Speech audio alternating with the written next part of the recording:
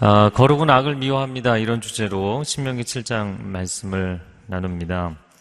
신명기 6장은 온 마음과 온 영혼과 온 힘을 다하여 주 너의 하나님을 사랑하라. 신명기 7장은 그렇게 하나님을 사랑한다는 것은 바로 거룩, 세속과의 구별을 의미한다라는 내용을 담고 있습니다. 첫 번째 부분은 그들을 진멸하라. 오늘 우리가 읽은 16절 말씀에 나오는 내용인데요. 16절을 같이 읽겠습니다. 너희는 너희 하나님 여호와께서 너희에게 넘겨주시는 모든 민족들을 멸망시켜야 할 것이다. 그들을 불쌍히 여기지 말고 그들의 신들을 섬기지 말라. 그것은 너희에게 덫이 될 것이다. 하나님께서는 이스라엘에게 가나안 족속들을 진멸하라 말씀하십니다. 그들을 불쌍히 여기지도 말고 그들의 신들을 섬기지도 말라. 그렇게 되면 그것이 너희에게 오히려 덫이 되기 때문이다 경고하십니다. 긍휼히 여기는데 긍휼히 여겨서 교제를 하다가 그것이 삶의 덫이 된다. 이게 무슨 의미일까? 여러분, 우리가 세상에서 많이 경험하는 것이죠. 긍휼히 여기고 또 하나님의 은혜를 나눠주기를 원했지만 오히려 선한 영향력을 미치기보다는 그게 안 되면 역으로 세속적인 영향력을 내가 받게 되는 그런 경우들이 종종 있습니다. 그러나 문제는 그렇다고 해서 이 시대의 말씀을 만약에 우리 시대에 적용을 한다면 그런 사람들을 다 진멸해야 된다 이렇게까지 적용할 수는 없잖아요. 그럼 도대체 하나님은 왜 가나안 족속을 진멸하라고 말씀하셨는가라는 것이죠. 두 가지 상황을 먼저 이해할 필요가 있습니다. 첫 번째, 고대의 전투는 피정복민을 노예로 삼아서 경제적인 이익을 창출했죠. 전리품을 취하는 것 가운데 가장 고급한 전리품이 사실 노예입니다. 그렇기 때문에 이런 최고의 전리품인 노예를 진멸시킨다는 것은 상당한 경제적 손실인 것이죠. 만약에 하나님 정말 이스라엘을 위해서 이 땅을 정복하라는 것이면 노예를 남겨둬야 정상인 것이죠. 또 한 가지 이상한 것은 아수르 제국이 북이스라엘을 정복한 후에 통혼 정책, 피를 섞는 국제결혼을 시키는 정책을 썼죠. 그래서 대부분의 경우에 정복하는 국가들은 정복 이후에 피정복민들을 사회적으로 또 정치적으로 종교적으로 또 혼인관계로 적극적으로 흡수하는 정책을 활용했습니다. 근데 말씀 가운데 그들과 통혼하지도 말고 아무런 관계를 맺지 말라. 이런 하나님의 명령이 좀 이상하게 다가옵니다. 자, 두 번째로 이해해야 될 부분은 이스라엘에게 명령하셨던 제사 제도에 관한 것입니다. 제사를 하나님 앞에 바칠 때 그 제물의 일부를 제사장의 몫으로 주는 경우가 있었고 또 그 제물의 일부를 화목제 같은 경우에는 제사에 참여하는 사람들이 교제를 나눌 수 있도록, 이거 펠로우십 오퍼링, 교제의 제사이기 때문에 그들에게 몫으로 주어서 함께 음식을 나눠 먹으며 교제하도록 했죠. 그러나 경우에 따라서 제물 전체를 제단 위에서 완전히 살라서 하나님께 바치는 경우가 있었습니다. 이런 경우를 헤렘이라고 부릅니다. 헤렘이다. 이 경우에는 이 헤렘은 사람에게 몫을 주는 것이 아니라 그 전체가 하나님의 포지션, 하나님께 몫이 되어서 하나님께만 바쳐진다라는 개념이죠. 오늘 본문에 진멸한다, 멸한다, 없앤다 뭐 이런 표현들이 굉장히 많이 나오는데 그 히브리 단어로도 좀 여러 가지 단어들이 사용이 됐습니다. 그러나 오늘 시작된 7장 마지막에 26절 그리고 앞부분에 2절에서 사용한다는 그 멸한다라는 단어가 헤렘이라는 단어를 썼습니다. 시작과 끝에서 헤렘을 썼는데 그 헤렘은 완전한 멸망을 의미하는 것이죠. 전소시키는 것, 완전히 태워버리는 것. 그래서 이 전쟁은 나라 간의 전쟁, 영토를 얻기 위한, 전리품을 얻기 위한 전쟁이 아니라 이 전쟁은 하나님의 전쟁이라는 의미입니다. 그 전리품은 사람이 취할 수 없습니다. 하나님께만 바쳐져야 됩니다. 근데 하나님께 바쳐진다는 것이 완전히 소재를 불태워서 바치는 것처럼 진멸해서 바쳐지는 것입니다. 여리고 전쟁에서 헤렘을 하나님이 명하셨는데 아간이라는 사람이 하나님이 명하신 대로 순종하지 않고 전리품에 손을 댔다가 자신이 진멸당하는, 자신이 헤렘이 되는 일을 겪게 되죠. 오늘 본문의 마지막에도 헤렘으로 진멸해야 될 것을 집안에 끌어들이는 사람은 그 사람이 진멸당하는 헤렘이 될 것이다. 이렇게 말씀을 하고 있죠. 자, 그렇다면 이런 명령을 하시는 하나님은 잔인한 하나님이 아니신가? 어떻게 사람들을 진멸하심으로 그것을 하나님이 흠양하시는 제사로 받으시는가? 도대체 왜 그러셨는가? 그럼 하나님이 선택하신, 하나님이 이뻐하시는 이스라엘 백성들을 편애하시기 때문인가? 그래서 이 가나안 정복 전쟁에 대해서 믿는 사람, 안 믿는 사람들이 많이 던지는 즉각적이고 단순한 두 가지 질문은 이것이죠. 가나안 족속들의 멸망은 하나님의 편애 때문이 아니냐? 내 사랑하는 자식에게 남의 것 뺏어서 안겨준 거 아니냐? 또 하나는 하나님의 캐릭터가 잔인하기 때문이 아니냐라는 것이죠. 결론부터 이야기하자면 아닙니다. 이유는 무엇이냐면 가나안 족속의 멸망은 가나안의 죄악 때문이었습니다. 하나님께서 아브라함에게 창세기 15장 16절에 이런 말씀을 하시죠. 같이 읽어보겠습니다. 내 자손은 4대 만에 이 땅으로 돌아오리니 이는 아모리 족속의 죄악이 아직 가득 차지 아니함이니라. 네, 가나안 족속이라고 명하기 전에 아모리 족속이라고 먼저 명칭이 등장을 했었죠. 그 족속들의 죄악이 아직 가득 차지 않았기 때문이다. 무슨 말씀이냐면 죄악이 너무나 가득해져서 차고 넘치는 정도가 되면 하나님의 심판이 임한다는 것입니다. 노아 홍수로 세상을 심판하실 때도 동일한 원리가 적용이 됐죠. 창세기 6장 5절 말씀 같이 읽겠습니다. 여호와께서 사람의 죄악이 세상에 가득함과 그의 마음으로 생각하는 모든 계획이 항상 악할 뿐임을 보시고 세상을 심판하기로 결정하셨죠. 세상의 죄악이 너무나 가득 찬 상태, 복구불능의 상태, 100번, 1000번 기회를 줘도 선을 선택하는 것이 아니라 악을 선택하는 상태. 그래서 어떤 사람들은 노아 홍수 같은 경우도 아니 멀쩡한 사람들을 왜 그렇게 잔인하게 죽이냐, 하나님 잔인하다 이렇게 이야기를 하는데 그들이 돌이키지 않는, 선으로 돌아오지 않는, 하나님께 돌아오지 않는 복구불능의 상태로 전락해버린 것을 보여주는 것이죠. 로마서 6장 23절 상반절에 죄의 삭은 사망이다. 그렇게 하나님께서 여러 번 경고하시고 그들에게 마지막 노아 방주라는 구원의 길을 제시해 주시는데도 끝까지 돌이키지 않은 인간의 패역함에 대해서는 사람들이 이야기하지 않죠. 하나님이 잔인한 거 아니냐라고 나이브하게 질문을 던지는 것입니다. 죄의 결국은 사망입니다. 악이 가득 차면 하나님은 진멸하십니다. 자, 그러나 이 죄의 문제가 가나안 족속뿐이겠습니까? 온 세상에 죄가 없는 사람이 어디 있겠습니까? 하나님이 세상을 보시면서 끝내고 싶으셨던 적은 한두 번이 아니었을 것입니다.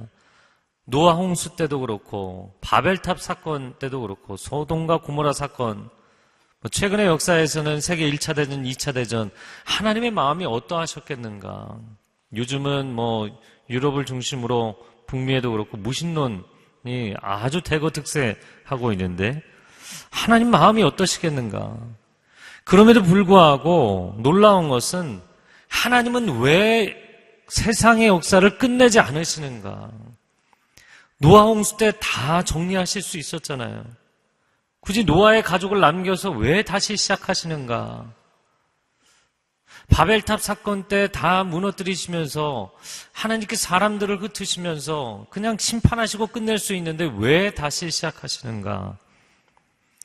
하나님은 회복의 역사, 구원의 역사를 통해서 또 다른 기회, 또 다른 기회를 우리에게 주기를 원하시는 것이죠. 이젠 끝이라고 선언하지 않으시고 다시 시작하자고 말씀하시는 하나님이십니다. 여러분, 인생을 살다 보면 친구 간의 우정, 또 부부 간의 갈등, 근데 너무나 실망하고 너무나 배신감을 느끼고 그랬을 때 정말 마음이 처참한데도 불구하고 다가가서 우리 다시 시작하자. 이 말을 하는 게 얼마나 어려운 것인지 여러분 대부분 다 아실 거라고 생각이 됩니다. 그러면 이렇게 반문을 하겠죠. 아니 그렇게 잔인한 정복전쟁을 하면서 어떻게 이게 다시 시작하자는 낭만적인 회복에 대한 메시지가 될 수가 있느냐라는 것입니다. 표면적으로 보면 당연히 어렵겠지만 심층적으로 보자면 충분히 가능합니다. 최근에 시리아 내전으로 인하여서 중동의 사태는 뭐 끔찍한 지경이죠. 유럽과 전 세계의 테러의 위협, 또 실제로 그런 사건들이 벌어지고 있고요. 그러면 도대체 하나님은 이러한 일이 일어나도록 왜 허용하셨는가? 그래서 이런 사건들을 보면서도 하나님은 잔인하신 거 아니냐? 아니면 하나님 해결할 능력이 없는 무능하신 거 아니냐? 아니면 능력이 있음에도 개입을 안 하신다면 방임하시는 것이 아니냐? 이렇게 하나님께 그 책임을 전가하는 경우들이 있습니다. 그런데 저도 요르단에서 난민 캠프 가서 사역을 해봤지만 선교사님들은 오히려 이런 이야기를 합니다. 시리아 내전이 끝나기를 위해서 기도해야 하나요? 이렇게 얘기를 하세요. 그럼 왜 그러냐면 완전히 무슬림 사회로, 무슬림 국가로 꽉 차 있는 그 경계선 안에 선교사들이 들어가도 평생을 걸쳐도 한 명 세례주기도 어려운 그런 곳이거든요. 난민촌으로 수십만 명, 수백만 명의 사람들이 해외로 빠져나옵니다. 복음을 접할 수 있는 지대로 들어옵니다. 그리고 그들에게 복음을 전하고 그들에게 생필품을 전하고 사랑을 전하는데 이 무슬림들이, 난민들이 주변에 있는 형제 국가에서 도와줄 줄 알았거든요. 90% 이상 크리스찬들이 도와주는 거예요. 크리스찬들은 악인들이고 상종할 수 없는 대상이라고 생각했는데 그들의 마음의 장벽이 허물어지고 복음을 받아들이고 엄청나게 많은 사람들이 무슬림들이 크리스찬으로 이렇게 많이 변화되는 시즌은 없었어요. 그러니까 선교사님들이 그 사역을 하면서 잠을 잘 새가 없이 추수를 하고 있는 거예요. 시리아 내전이 종전되면 그들이 고국으로 돌아가 버릴 텐데 다시 그 장벽은 닫혀버릴 텐데 우리가 언제 이렇게 복음을 무슬림에게 전하겠느냐는 거예요. 물론 전쟁은 사람이 일으켰죠. 악한 인간이 일으킨 것입니다. 그러나 이러한 전쟁이 없다면 50년이 지나도 100년이 지나도 200년이 지나고 1000년이 지나도 복음을 받아들이지 않을 컬처예요. 모두가 멸망에 갈 컬처예요. 과연 전쟁을 허용하신 하나님이 잔인하신 하나님이신가요? 우린 역사를 해석할 때 너무나 단순 논리로 해석하는 경향이 있죠. 그렇게만 볼 수는 없다는 것입니다. 하나님은 이스라엘을 통해서 가나안 땅의 새로운 역사를 시작하기를 원하셨어요. 가나안 정복전쟁은 남의 땅을 빼앗아서 내 자식에게 주려는 그런 목적이 아니었습니다.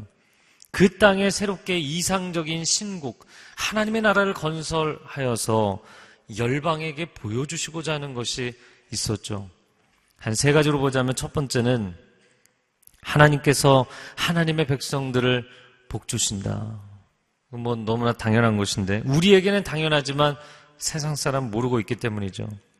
이스라엘이 선택을 받은 것은 그들이 탁월하고 강성해서가 아니라 그들이 미약하기 때문에 하나님이 선택하셨다. 이런 말씀을 성경 곳곳에서 하시죠. 이스라엘은 사실 나라가 세워지고 나서의 명칭입니다. 그 이전에 그들의 언어, 민족명은 히브리족이죠. 근데 이브리라는 말의 뜻이 방랑한다라는 뜻이에요.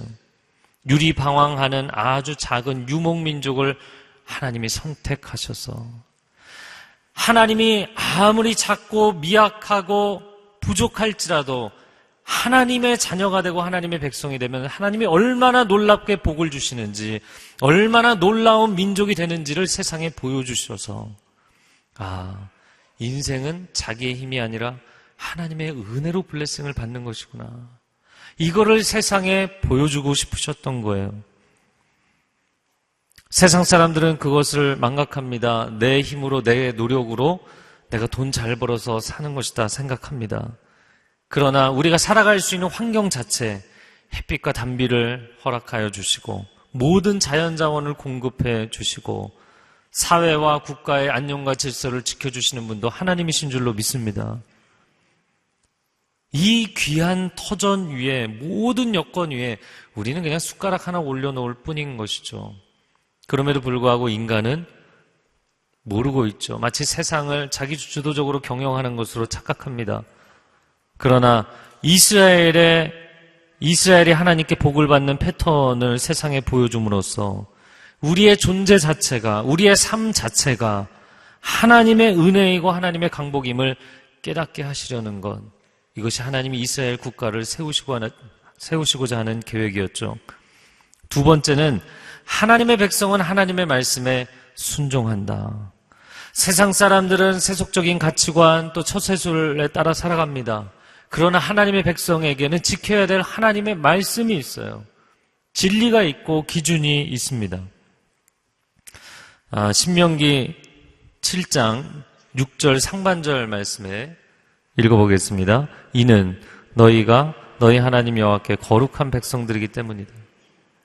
하나님의 거룩한 백성, 거룩하신 하나님의 백성이기 때문에 거룩한 백성이 되는 것이죠. 그렇기 때문에 하나님의 말씀에 순종하며 살아야 합니다. 저를 한번 따라해 보시겠어요? 거룩이 축복입니다. 하나님은 거룩이 축복이라고 말씀하세요. 사실 사람들은 거룩보다는 축복을 선호하죠. 거룩은 부담스럽지만 축복은 언제나 웰컴입니다. 그러나 우리가 복을 많이 누린다고 해서 거룩해지는 것은 아니죠. 오히려 복에 겨워서 사람이 안일해지고 나태해지고 무너지고 타락하는 경우가 많죠. 그러면 타락 이후에는 받았던 복마저 다 쏟아버리게 되는 것이죠. 그런데 성경적 원리로는 거룩해지면 하나님이 복을 주시겠다는 거예요. 하나님께 순종하고 그 거룩을 유지하는 백성은 하나님이 결코 그들이 무너지지 않도록 지켜주시는 줄로 믿습니다. 그래서 마음이 조급해도 우선순위를 바꾸고 싶어도 이걸 지켜내야 되는 것이죠. 하나님은 이스라엘이 약속의 땅에 들어가 마음껏 누리되 거룩하라고 말씀하십니다. 마치 에덴 동산 안에서 마음껏 누리고 모든 실과를 따먹어도 좋지만 선악과 열매는 따먹으면 안 된다는 하나님의 말씀에 순종함으로 거룩을 지켜내야 되는 것이죠. 그러면 주변 민족들이 아니 저들은 어떻게 저렇게 복을 받았는가? 저들은 어떻게 저렇게 지혜로운가? 저들은 어떻게 저렇게 탁월하게 되었는가? 보니까 그들에게는 하나님의 말씀이 있더라는 것이죠. 세 번째, 하나님은 그 백성이 열방의 복이 되기를 원하십니다. 창세기 12장 2절 말씀 읽어보겠습니다. 내가 너로 큰 민족을 이루고 내 이름을 창대하게 하리니 너는 복이 될지라. 할렐루야. 창세기 12장 2절 3절 말씀을 아마 싫어하는 성도들은 거의 없으실 것 같아요. 복을 주신다, 창대케 해주신다. 여러분 아멘인가요? 아멘이죠. 근데 그 다음에 왜 복을 주시고 왜 창대케 하시냐는 거죠. 당신에게 왜 영향력을 주시냐는 것이죠. 그것은 당신이 모든 이들에게 복이 되어야 하기 때문에. 복이 된다라는 것은 be a blessing to all nations. 다른 모든 국가에게 당신이 복이 되어야 한다는 것은 무슨 얘기인가요? 복을 나눠줘야 된다는 것이죠. 복을 유통해야 된다는 것입니다. 복을 나 혼자 끌어안고 있으면 안 된다는 것입니다. 다시 표현하자면 우리가 잘 찬양하고 또 나누는 것처럼 축복의 통로라는 것이죠. 네, 다시 한번 저를 따라해 보세요. 나는 하나님의 축복의 통로입니다. 제가 이번 주에 밴쿠버 코스타를 다녀왔는데요. 어제 저녁에 도착해서 설교 준비하고 이러고 나니까 약간 지금도 이렇게 약간 구름 위에 떠 있는 것 같아요. 코스타에 가서 정말 하나님 앞에 열심히 찬양하고 예배하는 그런 젊은이들을 보는 것도 굉장히 감동이 있었지만, 제가 옆에서 이렇게 보면서 참 감동을 받은 것은 정말 훌륭한 최고의 청소년 사역자들, 문화 사역자들, 찬양 사역자들, 이런 분들이 자비량으로 와서 살인적인 스케줄을 소화하며 새벽부터 또 한밤중까지, 그런데 그 스케줄을 마다하지 않을 뿐만 아니라 그 아이들을 변화시키기 위해서, 섬기기 위해서 자신의 모든 것을 쏟아붓는 거예요. 전 그분들을 보면서 참, 너무나 훌륭하다, 너무나 놀랍다. 여러분, 복을 내가 끌어안는 것보다 훨씬 행복한 경험은 다른 사람에게 내가 be a blessing to others, 다른 사람에게 블레싱이 되는 경험. 나 때문에 내 옆에 있는 사람이 살아나고, 나 때문에 가정이 회복되고, 나 때문에 기업이 일어나고. 할렐루야. 여러분, 그런 축복의 통로들이 되시기를 축복합니다. 가나안 정복 전쟁도 크리스찬의 신앙생활도 단순 논리로 보아서는 안 됩니다. 하나님이 날 사랑하셔서 나는 선택받은 민족이 되어서 나는 이렇게 좋은 땅을 공짜로 얻었다. 나는 평생 즐기며 살면 된다. 거기까지가 아니죠. 나는 하나님의 자녀가 되었으니, 천국 갈 보장도 얻게 되었으니, 세상에서는 그냥 하나님의 은혜만 누리면 가면 된다. 아니요, 그게 전부가 아니죠. 내가 축복의 통로가 되어야 합니다. 나를 통해서 나를 만나는 모든 사람에게 축복의 통로가 되어야 합니다. 이것은 사명이죠. 막중한 책임입니다. 우리가 그저 세상적인 복만 누리겠다고 하면 우리도 타락하여 책망을 받게 돼 있고, 오늘 본문의 더 무서운 말은 너희도 진멸당할 것이다요. 이스라엘을 하나님이 거룩한 나라로 그 땅에 있는 모든 죄악으로 물든 가나안 족속들을 다 멸절하시고, 그들이 갈지 않은 밭을, 그들이 세우지 않은 집과 성을, 그들이 심지 않은 과수원을 하나님이 그렇게 은혜로 주신 이유가 무엇이냐고요? 그들에게 감당해야 될 사명이 있기 때문이죠. 세상에서는 그런 얘기 하잖아요. 밥 한 그릇도 공짜가 없다. 하나님 은혜를 베풀어 주셨어요. 그러나 은혜만이 전부가 아닙니다. 거기에는 어마어마한 사명이 담겨 있는 거예요. 세상을 끝내버리시고 싶은 하나님이 이렇게 많은 사람들에게 역사가 흘러내려오는 대대로 하나님 잔인하신 거 아니야? 하나님 편애하시는 거 아니야? 이런 오해까지 끊임없이 수천 년을 받아가시면서도 왜 이스라엘을 거기 심어 놓으셨냐고요? 그들이 세상에 하나님이 살아계시다는 것을 증거해야 되는 사명이 있는 거예요. 지금도 무수히 많은 사람들이 하나님의 사랑을 받아들이지 않고 십자가 복음을 받아들이지 않습니다. 이러한 시대 가운데서도 어떻게 내 영혼이 깨어나서 이 복음을 받아들였는지 생각할수록 놀라운 이 은혜의 영역 안에 나는 어떻게 들어오게 되었는가? 난 안심이다. 난 들어와서. 그걸로 끝이 아니라는 거예요. 여러분이 목숨 걸고 감당해야 될 사명이 있다는 것입니다. 그런데 이스라엘이 그 사명을 망각하면 그들은 안일해질 것이고 타락할 것이고 그들은 진멸의 대상이 될 것이라는 거예요. 그게 이스라엘 역사에 실제로 이루어졌던 것이잖아요. 교회도 마찬가지고 크리스찬도 마찬가지입니다. 이 사명을 우리가 목숨 걸고 감당하지 않으면 사회 선교하고 해외 선교하고 복음 전하고 사랑을 나누고 축복의 통로가 되지 않으면 하나님이 우리를 세우신 의미가 퇴색되는 것이죠. 그래서 우리는 자녀에서 제자로 사역자로 헌신하며 살아야 되는 것입니다. 자, 두 번째로 넘어가면 이 혐오하고 미워하라, 오늘 마지막 26절에 나오는 말씀인데요. 17절과 18절 말씀 같이 읽어보겠습니다. 시작. 우리가 어떻게 그들을 쫓아내겠는가라고 말할 수도 있다. 그러나 그들을 두려워하지 말라. 너희 하나님 여호와께서 바로와 온 이집트에 어떻게 하셨는지 잘 기억해 보라.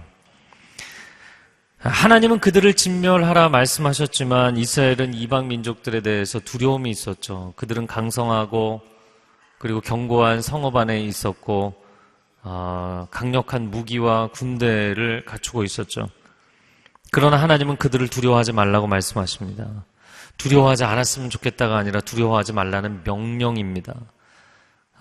이 명령은 세 가지 연속적인 명령을 의미하는 것인데, 첫 번째 두려워하지 말라, 두 번째 부러워하지 말라, 세 번째 탐내지 말라.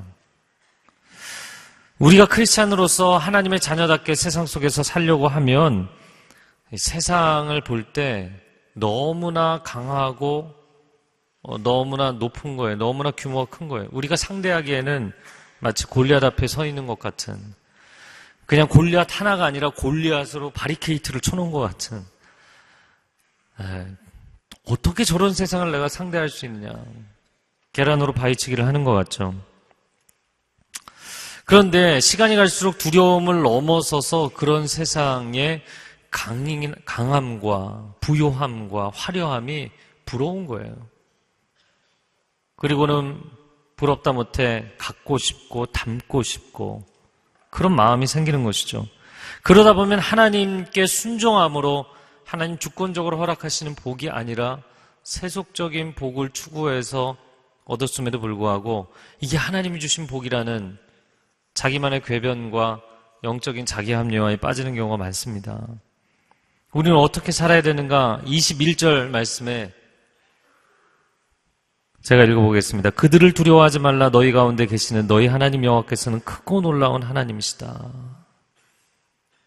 당신이 세상을 두려워하지 말고 세상이 하나님을 두려워하도록 해야 됩니다. 나는 하나님의 사람이에요. 지금 하나님과 함께 있어요. 세상이 있어요. 내가 세상 앞에 서 있는 나는 작지만, 그러나 하나님 앞에 있는 세상은 또 작은 것이잖아요. 난 하나님과 함께 서 있잖아요. 세상을 두려워하지 말고 그 세상이 크고 두려우신 하나님, 놀라우신 하나님 앞에 서도록 만드는 인생을 살라. 그럼 하나님이 내 인생에 살아서 나를 도우시고 역사하신다는 것을 나타내야 되는 것이죠. 요셉처럼, 다니엘처럼 정말 열악한 상황 가운데서도 와, 당신의 삶에 하나님이 살아계시군요. 여러분의 삶을 통해서 여러분 주변에 있는 분들이 그런 고백을 하게 되기를 바랍니다. 그러려면 정말 철저하게 거룩한 삶을 살아내야 되는 것이죠. 거룩은 구별을 의미합니다. 세상의 방식과는 다르게 사는 거예요. 로마서 12장 2절 상반절 말씀에 너희는 이 세대를 본받지 말라. 이 세상 방식을 따라가지 말라는 거예요. 여러분, 세상을 따라가지 말고 하나님을 따라가려고 애를 쓰십시오. 어떻게 하면 내가 세상의 덕을 볼까? 세상의 덕을 보려고 하지 마시고 세상을 축복하는 인생을 살아가십시오. 이게 무슨 얘기냐면 이런 거예요. 입사해서 처음에 윗사람들이 이거저거 이상한 거를 시켜도 다 순종해야 되는 거예요. 내가 눈밖에 나지 않으려면. 대학교 1학년 입학해서 선배들이 술을 강요해서 매년 그 어려운 입시를 뚫고 들어간 학생들 중에, 신입생들 중에 술 때문에 죽어나간 애들이 있잖아요. 이번엔 황당하게 무슨 초코파이를 먹고 죽어나갔다. 이게 말이 됩니까? 그럼 왜 그럴까요? 내가 저 선배의 말을 순종하지 않았다가, 그 말에 순응하지 않았다가 4년 동안 고생하지 않을까? 왕따 당하지 않을까? 미움당하지 않을까? 그 두려운 거예요. 여러분, 세상 사람들이 세상이 너무나 거대한 스크럼을 짜고 있으니까 내가 저들에게 인정받지 못하면, 칭찬받지 못하면, 내가 저들 사이에 끼지 못하면 이런 두려움이 너무나 강한 거예요. 근데 그 두려움은 부러움이 되고 결국엔 탐을 내고 비슷해지는 단계까지 가는 거죠. 그래서 저도 대학교 1학년 때 첫 모임에 대선배들하고 신입생들이 모여 앉아 있는데 이제 술잔을 이렇게 쭉 돌리는 거예요. 근데 자리를 잘못 잡았어요. 좀 구석에 안 보이는데 앉았어야 되는데 저 끝에 대선배가 앉아 있고 이렇게 쭉 둘러 앉아 있는데 제가 그 대선배 정반대편에 이렇게 앉았어요. 근데 크리스찬 친구들도 다 마시더라고요. 저한테 왔는데 전 안 마십니다. 왜 안 마시냐? 전 크리스찬이라 신앙적인 이유 때문에 안 마십니다. 막 상을 엎을 기세더라고요. 뭐 상을 엎으면 본인 안주만 쏟아지는 거지만. 저 그냥 가만히 있었어요. 그럼 뭐 어떻게 하겠어요? 안 먹겠다는 사람을 어떻게 하겠습니까? 그러면 제가 그들과 관계를 끊고 살았는가? 아니요. 술자리에 많이 갔어요. 안주만 축낸다고 혼냈지만. 그리고 술 잔뜩 취한 친구들 데려다 줬어요. 그리고 저는 다른 영역으로 내가 인정받으려는 것이 아니라 다른 영역으로 그들을 블레싱할 수 있다고 생각했어요. 학생이잖아요. 공부 열심히 했어요. 그리고 제가 사명감을 갖고 했었던 것은 좋은 자료를 만드는 거. 오늘 교수님이 기도해 주셨는데 좋은 자료를 만드는 거 보통 족보라고 얘기하는데 족보 중에서도 가장 탁월한 족보를 왕족이라고 합니다. 그래서 근데 그냥 뭐 답 몇 개 끄적거리는 그런 족보 말고요. 정말 교수님이 정리해 주신 거 몇 년간의 자료를 잘 정리해서 제가 대학 졸업한 지 뭐 꽤 오래됐는데 한 20년이 지났는데도 지금부터 한 뭐 5년 여전히 그 족보를 보고 있더라고요. 근데 그 족보를 다른 사람들이 보지 않을 수 없게 만들어 놓고 그 안에 성경 구절, 기도문, 간증, 세상의 덕을 보려고 세상 사람들의 눈치를 보면서 내가 어떻게 하면 인정을 받을까? 유흥으로 인정받으려고 애쓰지 마세요. 편법으로 인정받으려고 애쓰지 마세요. 회사에 들어갔다면 실적으로, 업무로 기여를 하고 사람들에게 블레싱을 하려고 애를 쓰세요. 학생이라면 학업으로 기여하고 학업으로 다른 사람들을 도우려고 애를 쓰세요. 그럼 절대로 당신 내치지 않습니다. 오히려 여러 팀에서 당신을 데려가려고 할 것입니다. 우리는 하나님의 말씀에 순종하며 전공법으로 가야 되는데 자꾸 눈치를 보면서 이상한 거를 하는 거예요. 하나님께 순종하면 하나님이 도와주실 줄로 믿습니다. 심지어 오늘 본문의 20절에 보니까 왕벌까지 보내서 도와주시겠다. 너희가 스스로 힘이 안 되면 내가 초자연적인 역사라도 일으켜주겠다.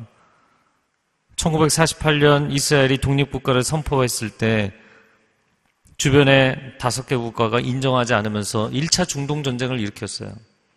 수차례 중동전쟁이 일어났는데 한 번도 이스라엘이 패한 적이 없죠. 굉장히 작은 충청남북도 사이즈밖에 안 되는 이 이스라엘이 주변에 어마어마한 아랍 연합국가들을 다 이겼어요. 그런데 문제는 이 1차전이었습니다. 나라를 세운 지 얼마 안 됐기 때문에 제대로 조직된 군대도 없는데 모세 다얀이라는 그 장군이 거의 민병대 수준의 군인을 데리고 국가로 얘기해도 5대1이잖아요. 이건 뭐 주변에서 린치하는 수준입니다. 하나님 앞에 간절하게 부르짖어 기도합니다. 그때 실제로 이 말씀처럼 왕벌들이 아랍의 탱크로 달려들고 그리고 아랍의 군사들에게 달려들어서 게임이 반전이 된 거예요. 전쟁이. 그 승리를 주셨어요. 놀라운 승리를. 여러분 사업을 하면서 편법, 불법, 탈법 행하지 마십시오. 준법으로 사업을 하면서도 하나님이 내게 복을 주셨다는 것을 체험해야만 하나님이 살아계시다는 것을 간증할 수 있지 않겠습니까? 교회도 마찬가지입니다. 사회의 법을 어기거나 교회 법을 어기면서까지 성장하려고 하면 안 됩니다. 돈 욕심을 내거나 권력 다툼에 빠져서도 안 됩니다. 여론의 힘을 입어서 가는 교회가 아니라 성령의 권능을 힘입어 교회는 가야 되는 줄로 믿습니다. 우리의 개인의 삶도 우리의 공동체도 세상의 논리로 가는 게 아니라는 거예요. 순모임도 사역팀도 공동체도 성령의 충만한 역사하심이 임하기를 축복합니다. 또한 우리 자녀들 성공만을 가르치는 것이 아니라 거룩을 가르쳐야 합니다. 그럼 어떻게 가르치겠는가? 하나님의 말씀을 가르쳐야 돼요. 우리가 축복과 성공에만 관심이 있고 기독교 진리를 변호하는 데는 관심이 없다는 것이 너무나 안타까워요. 그래서 이제 기독교 서적들 가운데도 뭐 기적이나 은사나 간증집 이런 것들은 많이 보지만 기독교 변증, 골치 아프다. 이게 잘 안 보려고 해요. 제가 변증책을 번역하고 있어서가 아니라 여러분 변증서를 보셔야 돼요. 왜냐하면 우리 자녀들이 결국에는 세속적인 교육 때문에 하나님을 떠납니다. 지금 미국의 유수한 대학들이 크리스찬 학생들이 들어가서 신앙을 거의 다 잃어버려요. 이유가 뭐겠어요? 정말 그 분야에 저명한 최고의 학자들이 신을 믿어? 야, 바보 같은 짓 하지 마. 이 한마디면 신앙이 다 떨어져 나가는 거예요. 다 떨어져 나갑니다. 그런데 라비 제커라이어스, 오스키니스, 레인 크레이그 이런 그 무수히 많은 기독교 변증가들 그들의 책을 이렇게 보면요, 일반 서적으로는 많이 나와 있지 않지만 기독교 분야의 이 좋은 책들을 보면요, 왜 복음만이 진정한 길인지, 왜 예수 그리스도만이 유일한 구원인지에 대해서 너무나 명쾌하게 나와 있어요. 라비 제커라이어스 같은 사람은 미국의 전역의 유수한 대학들, 영국, 미국, 유럽의 대학들을 다니면서 무신론자와 공개홀에서 2,000명, 3,000명, 여기도 그렇게 모여 계신데 수많은 학생들이 모여있는 공개홀에서 디베이트를 2시간, 3시간 동안 하고 나서 누가 더 설득력이 있었느냐? 백전백승한 사람이에요. 왜 그런 사람들의 책은 안 읽냐는 것이죠. 우리 자녀들이 그러한 세속주의에 대해서, 진화론에 대해서, 무신론에 대해서 답변할 말이 없어서 신앙을 잃어버리는 케이스가 너무나 급증하고 있어요. 한국 대학들도 지금 급증하고 있어요.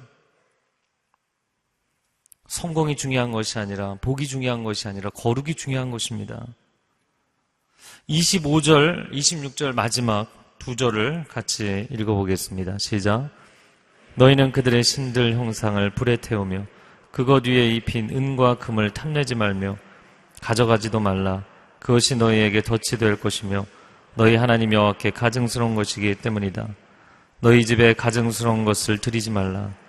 이는 너희가 그것과 함께 멸망당하지 않게 하기 위함이다. 그것을 철저히 혐오하고 미워하라. 세상의 우상들을 탐내거나 가지지 말라. 여러분, 만약에 오늘날 내가 지금 이 시대라면 여러분이 가나안의 우상 단지들을 야, 이거 금으로 덮어놨네? 그리고 집으로 가져올까요? 안 가져올까요? 왜 그런 걸 가져오겠나? 이런 생각을 하겠죠. 오늘날로 빗대어 이야기하자면 세상의 성공신화, 물질 만능, 외모지상주의 신화들, 이게 다 현대판 우상들이죠. 이런 현대판 우상의 충성 고객이 된 크리스찬들이 한둘이 아니죠. 우리나 그들은 다를 게 없습니다. 물론 물질이나 쾌락은 같이 중립적 개념입니다. 그러나 그것이 당신을 하나님으로부터 멀어지게 만든다면, 등을 돌리게 만든다면 절연하라는 거예요. 집에 있으면 그거 내버리라는 거예요. 그 당신의 스마트폰 안에 있으면 그거 지워버리라는 거예요. 당신이 손에 닿을 만한 거리 안에 그런 것들이 있으면 이 정도쯤이야 라고 누리는 것이 아니라 내려놓으라는 거예요. 진멸당할 것을 진멸하지 않으면 내가 진멸된다. 이게 성경의 오늘 원리입니다. 형제 투금이라는 말이 떠올랐어요. 형제가 길을 가다가 금덩어리를 발견하고 너무 좋다. 그런데 형제 간에 다툼이 생길까 봐 강물에 던져버렸잖아요.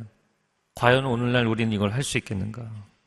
물질과 쾌락이 하나님보다 중요해진 이 시대에 더 많은 물질과 쾌락도 하나님이 가증히 여기신다면, 혐오하신다면 그것을 포기하겠는가? 포기하겠는가? 여러분, 물론 율법적으로 접근할 수 있는 문제는 아닙니다. 인격적으로 하나님 앞에 결단해야 될 문제입니다. 그리고 사람은 일단 자기 자신을 잘 알아야 돼요. 저는 제 개인적으로 보면 저는 굉장히 중독적 성향이 강한 사람이에요. 그래서 하나님한테 미쳐서 사는 게 저에게는 유익입니다. 할렐루야. 영화도 한때 너무 많이 봤었고요. 제가 예전에 이 얘기도 했었던 것 같은데 아주 어렸을 때 딱지치기를 저 왼손잡이기 때문에 왼손으로 열심히 너무 열심히 쳐갖고요. 탈장이 됐어요, 탈장. 그리고 밀어 올리고 꿰매고 수술해서 그때 유치원생이었어요. 그 조그만 애가 두꺼운 딱지, 넘어갈 수 없는 딱지를 내가 갖고 있는 조그만 딱지로 아무리 때려도 이게 안 넘어가잖아요. 그럼 3시간, 4시간 이걸 포기하지 않고 계속 하는 거예요. 몸을 계속 던져가면서. 서서 하는 거 아니고요. 그러니까 탈장이 되죠.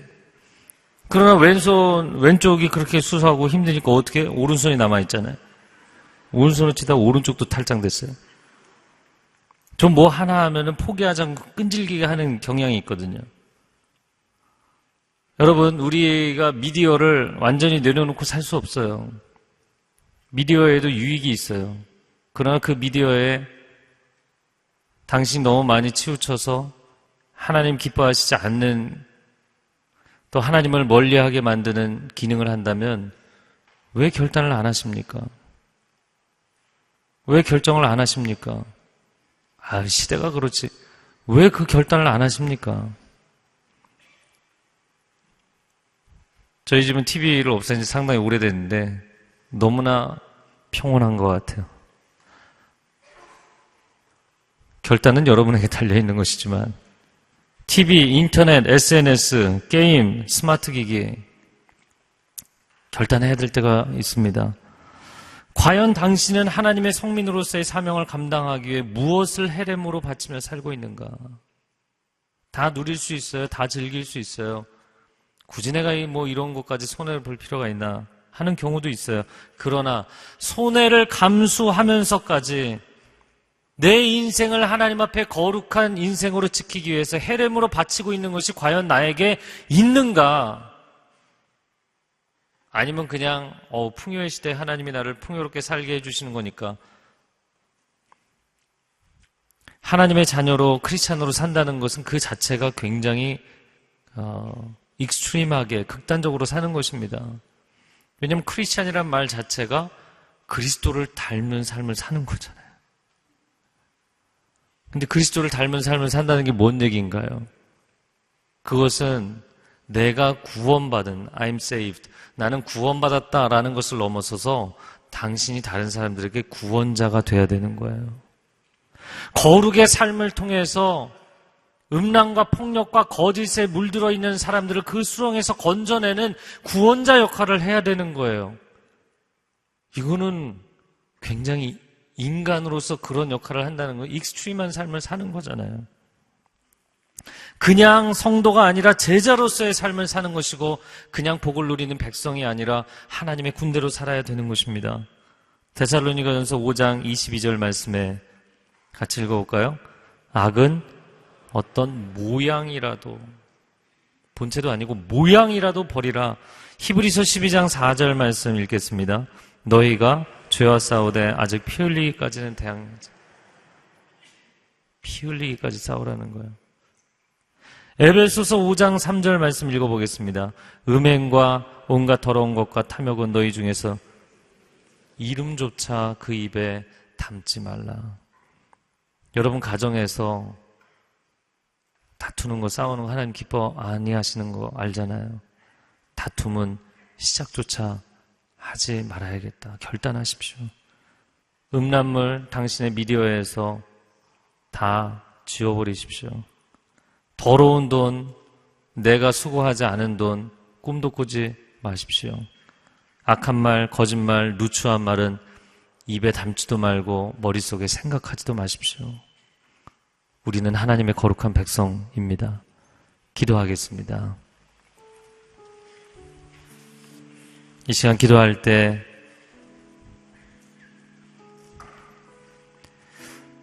하나님, 우리가 거룩한 하나님의 백성으로 살아감으로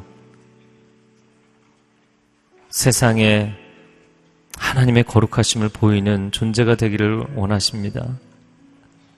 너무나 많이 무너져 있고 너무나 많이 물들어 있고 세상에 거룩의 영향력을 미치는 것이 아니라 세속의 영향을 받고 있습니다. 오 주님, 우리의 영혼과 심령을 정결하게 하여 주시옵소서. 거룩의 결단이 일어나게 하여 주시옵소서. 함께 통성으로 기도하겠습니다. 사랑하는 주님, 주님의 은혜를 구하며 나아갑니다. 말씀 앞에 순복하고 하나님을 경외하고 하나님이 왜 그 어려운 가나안 정복 전쟁의 과정을 통해서라도 이스라엘을 세우기 원하셨는지, 그것은 이기적인 목적이 아니라 축복의 통로가 돼야 되는 엄청난 역사적 사명을 그들에게 주신 것이었습니다. 오 주님, 우리가 하나님의 선택받은 백성이 된 것, 우리에게 막중한 사명이 있습니다. 이 사명 감당하며 살게 하여 주옵소서. 세상 방식 따라가지 아니하고 세상의 덕을 보려 하지 아니하고 세상에 하나님의 거룩과 순결과 말씀의 능력이 나타나도록 하나님 우리를 사용하여 주시옵소서. 주님, 약속의 땅에 들어가기 전에 신명기에 이 귀한 메시지를 들었던 이스라엘처럼 하나님, 세상으로 나아가기 전에 우리가 이 말씀을 듣습니다. 하나님 우리를 새롭게 하여 주옵소서. 거룩해 하여 주옵소서. 우리를 만나는 모든 사람들마다 우리를 통해 하나님을 보게 하여 주옵소서. 예수 그리스도의 이름으로 기도합니다. 아멘. 다 같이 일어나셔서 봉헌하시겠습니다.